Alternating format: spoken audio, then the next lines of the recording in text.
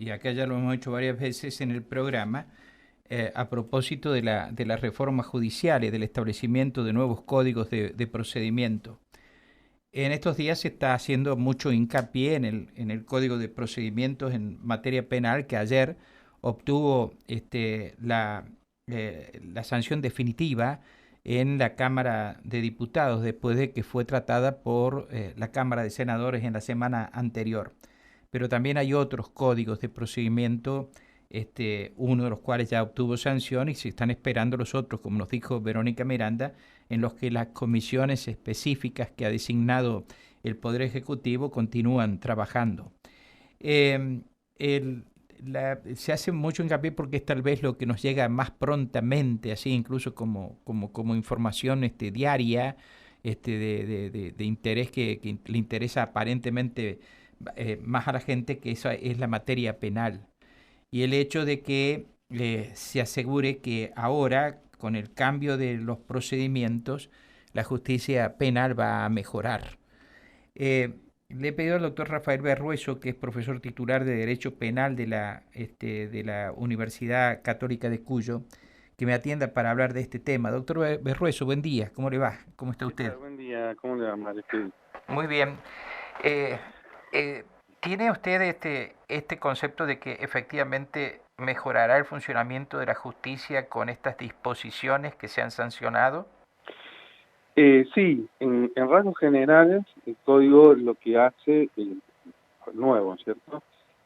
Lo que hace es adaptarse a las nuevas corrientes que se han venido modificando y tomando los distintos códigos procesales del país, que es esto de que la investigación ya no esté más en cabeza del juez, sino que pase al fiscal.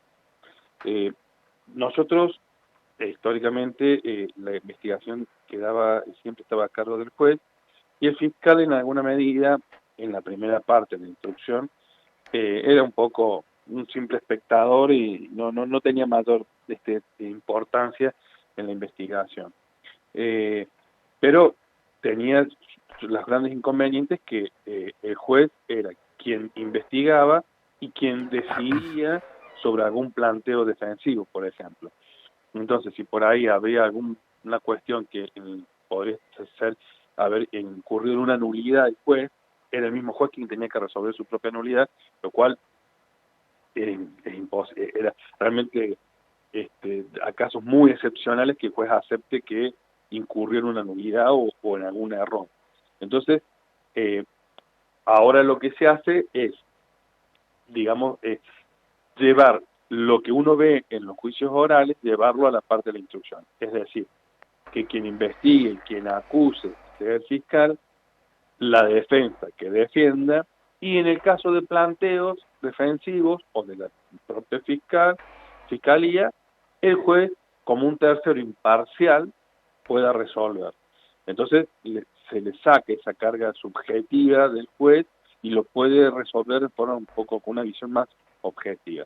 Eso es, a grandes rasgos, lo que se ha hecho con este proyecto, que por supuesto eh, está bien, y es lo que hace muchos años que ya acá en San Luis veníamos diciendo que esto había que hacerlo. De hecho, allá por el 2015, 2014-2015, con el doctor Uría hicimos un proyecto que lo hizo suyo en su momento el Superior Tribunal. Es decir, que lo que se procura, lo que hoy va a ser, es algo que ya hace mucho que deberíamos haberlo hecho acá en San Luis del Cambio. Sí, incluso hemos tenido medias sanciones de proyectos de código procesal. Doctor, en los efectos prácticos, hay un tema que en San Luis ha sido un drama este, que se ha repetido y sobre lo cual tenemos en el transcurso de los últimos lustros por lo menos cuatro ejemplos para dar, que es el plantar pruebas, ¿no? Cuando las investigaciones no daban resultados, se plantaban pruebas y se buscaba un culpable y se determinaba. El caso más notorio ha sido Madaf, Ujú, pero ha habido otros. ujú. Y yo recuerdo que en uno de los casos resonantes en que a usted le tocó hablar, le tocó actuar, cuando he hablado con usted, usted ha sugerido que podía haber una constitución de prueba que no era real. ¿Esto ya no va a pasar con este sistema o puede seguir pasando? Justo diste tecla con la tecla, porque hay un gran, o sea, a ver, yo lo que acabo de decir, de lo que estamos de acuerdo en cuanto a que el código avanza. Ahora bien, ¿qué están diciendo? Que este código es lo más moderno que hay, no lo es así, y que este código es más garantista y que da más garantías al imputado que el actual. Tampoco es así. ¿Por qué? En el segundo caso, y a eso se relaciona con lo que consultaba, es lo siguiente. Hay un artículo de este nuevo código que autoriza las requisas de vehículos sin orden judicial, sin orden del juez. Es decir, que la policía informa, ahí dice cuando hubiera elementos objetivos, lo que fuera. Pero en realidad está autorizando a que se pueda requisar un vehículo, por ejemplo. Mira, lo voy a leer textualmente el artículo. Dice, se podrá requisar un vehículo siempre que haya motivos objetivos suficientes para presumir que una persona oculta en él objetos útiles a la investigación. No habla de orden de juez. Grave. Primer punto. Sigue diciendo, en los mismos casos, o sea, se podrá requisar y sin orden de juez, se procederá al registro de maletines, valijas, bolsos, armarios, escritorios, gabinete u otros muebles cerrados. Primero, yo no conozco a nadie que lleve en el auto, que ande en su auto con armarios, escritorios, gabinete o muebles cerrados. Eso está dentro de una casa. Tercero, se podrán registrar maletines, valijas, bolsos que uno lleva en el vehículo. Todo sin orden de un juez. Al solo arbitrio de un policía que se le ocurrió requisar el vehículo y requisar las cosas que se llevan ahí adentro. El primer problema que tiene esto, que no hace falta orden de juez. Primero. Segundo, con respecto al armario, escritorio, ¿cuál es la idea? ¿Cuál es lo que, primero, yo en su momento en una reunión en la legislatura les dije, esto sáquenlo, porque no tiene sentido, porque nadie anda en un vehículo con un escritorio, un armario, un gabinete. Pero ¿qué pasa? Pero yo puedo interpretar que la policía venga a mi casa y me diga, queremos revisar su escritorio. Bueno, tenemos una orden de allanamiento. No, yo acá no me hace falta ninguna orden, entro a su casa a revisar el escritorio. Entonces podría estar, digamos, encubiertamente me podrían estar allanando sin orden de juez. ¿Está?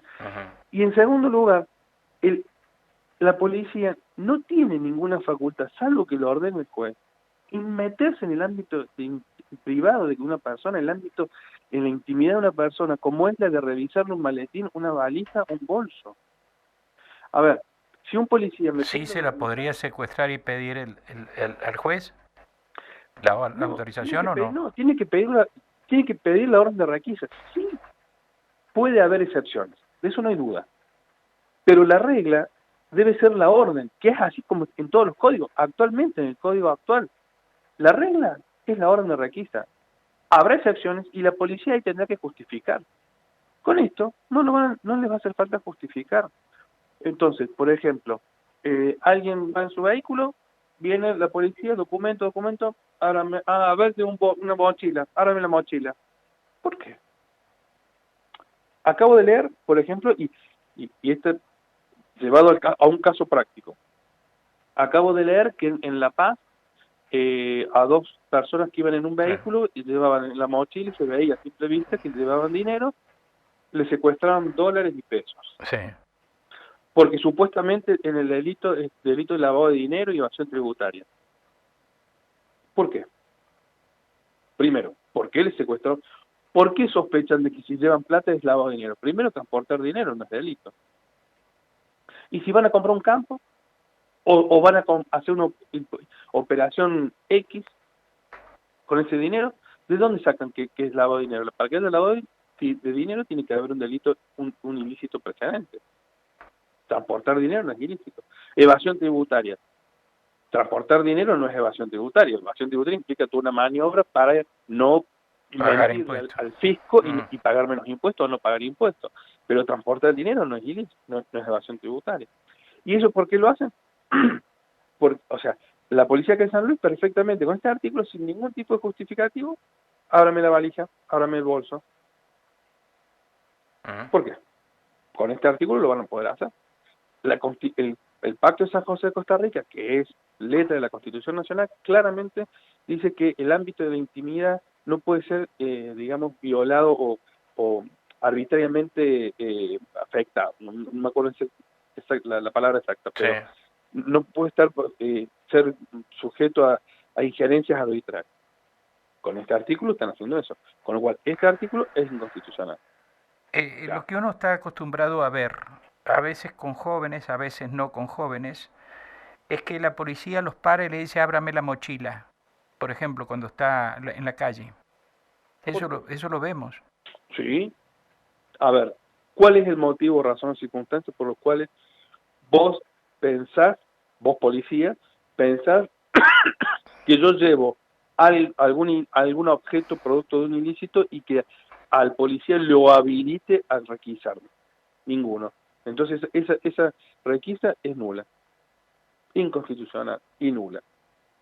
Pero, digo, con este artículo, hoy, insisto, hoy el código actual prevé la orden del juez. Con esto ya la policía, y así toda la policía actúa con esa arbitrariedad. Imagínense, con este artículo, donde ni siquiera van a necesitar la actuación del juez, una orden del juez, con la arbitrariedad con la cual se podrán manejar. No toda la policía, algunos, Ujú. no todas. Sí, el Algunos tema serán es cuando uno conscientes. se encuentra ante el abuso. Claro, claro. Es Entonces, decir, cómo uno se defiende del abuso, ¿no? exactamente. Del atropello. Exactamente. Entonces, cuando dicen que este código es más garantista que la actual, no, no, porque acá este artículo está restringiendo el derecho a la intimidad, porque le está permitiendo una intromisión arbitraria a la intimidad de cada uno de nosotros, porque habilita a que sin motivo, por más que diga motivos objetivos suficientes, que tampoco dice cuáles son esos objetivos, esos motivos objetivos suficientes, con lo cual ahí dentro de esa frase pueden quedar abarcadas cientos de situaciones que no correspondería y está permitiendo que alguien lo revise Ujú. sin orden. Entonces, ese es el primer punto. No es más garantista que la actual, sino al contrario, restringe y habilita la arbitrariedad. Y en cuanto a lo moderno, tampoco es todo lo moderno, porque si fuese todo lo moderno, yo les advertí y les sugerí, perdón, Sí. que Le- previeran el tratamiento a las personas jurídicas. ¿Qué es esto? Desde el año 2011 se modificó la ley de aquel momento, la ley de evasión tributaria. A partir del 2011, la evasión tributaria, que hasta ese momento era solamente la evasión de impuestos nacionales, a partir del 2011 se incorporaron los impuestos provinciales y de juzgamiento en los tribunales provinciales. Entonces, hoy, una empresa que evade impuestos provinciales, como ingresos brutos, puede ser perseguido penalmente por evasión tributaria en el ámbito provincial. Y Ujú. esa reforma se acompañó con la incorporación de la sanción penal a las personas jurídicas que evadan. Por ejemplo, una empresa. Porque generalmente, ¿quién tiene capacidad para evadir impuestos? Una empresa. Salvo que sea un deportista de élite, que cobran millones y millones, bueno, pero si no, quien generalmente tiene quien es contribuyente y que está en la posibilidad de evadir impuestos por los montos, es una persona jurídica. La ley prevé la sanción penal a las personas jurídicas. Después, en el año 2018, se sancionó otra ley en donde se incorpora la sanción penal a las personas jurídicas para los delitos de corrupción. Esto fue a consecuencia de la causa Cuadernos y todo lo que Sí. pasó con el tema de la obra pública con el gobierno kirchnerista anterior. Entonces, a partir del 2008, del 2018, todo ese tipo de causas, pagar para ganar las licitaciones, todo eso, además de las personas físicas, también cuando esté involucrada una empresa, una persona jurídica, también esta va a ser sancionada penalmente. Y los delitos de corrupción no son exclusivamente de competencia federal. También podría darse esa situación en el ámbito provincial, que de hecho hemos escuchado en provincia que por ahí también ha pasado cosas similares. Y ahí también se prevé la sanción a las personas jurídicas. Y en ese caso de esa ley, se establecieron determinadas pautas procesales, o sea, acomodándolo a cómo debe tratarse procesalmente la persona jurídica, porque el Código Procesal está hecho para perseguir a las personas físicas. Entonces, en esa ley se agregan artículos sobre, bueno, quién va a ser citado, que la persona jurídica tiene que citar a un defensor, si no lo hace se le designa un defensor oficial, puede presentarse como arrepentida, puede pedir la suspensión de juicio a prueba, una serie de pautas procesales. Que esas mismas pautas procesales deben necesariamente empezar a estar reflejadas en los códigos procesales. Hasta ahora, la única que yo sé que ha tenido un proyecto, porque yo he participado en ese proyecto, es la provincia de Buenos Aires. La provincia de Buenos Aires tiene un proyecto para incorporar, a raíz de estas sanciones, un proyecto para el tratamiento de las personas jurídicas cuando son sometidas a un proceso penal. Yo les advertí en su momento, dije, ¿por qué no le agregan esto otro? Así realmente sacan un código realmente novedoso y lo más avanzado en el país. Bueno, no lo incorporaron, no lo entendieron, no sé. No. ¿Y esto qué va a significar? Que cuando se presenten situaciones, ay, me quedo sin tiempo, pero es cuando se presenten situaciones como esta que usted nos señala, en que puede perseguirse a personas jurídicas por ejemplo, evasión impositiva. Sí. ¿Esto no va a poder realizarse en el ámbito de la justicia provincial? ¿O va a haber que hacerlo, pero con qué normativa? Y va a haber que hacerlo, pero digamos haciendo toda una interpretación de la ley, del Código Procesal, claro. Y entendiendo que también es, digamos, cuando se dice que tiene que designar abogado defensor, bueno, la persona jurídica tendrá que designar un abogado defensor, porque la persona jurídica hay que tratarla como una persona más dentro de un proceso, y hay que respetar todas las garantías de todo imputado en una causa, también hay que garantizárselas a una persona jurídica. Claro. Entonces, va a haber que hacer todas las interpretaciones cuando, si estaba justamente proyectándose un nuevo código, se podría haber aprovechado y haber incorporado, para que en todo caso o no tenga que hacerse una reforma el día de mañana, o tener que a los jueces empezar a hacer interpretaciones y que por ahí no sean las mejores cuando estaba la oportunidad de hacerlo ahora. Doctor, muchísimas gracias por atenderme. Muy claro. No. Muchas gracias, doctor. Bueno, no, gracias a ustedes por llamar. Hasta cualquier momento. Muchas gracias.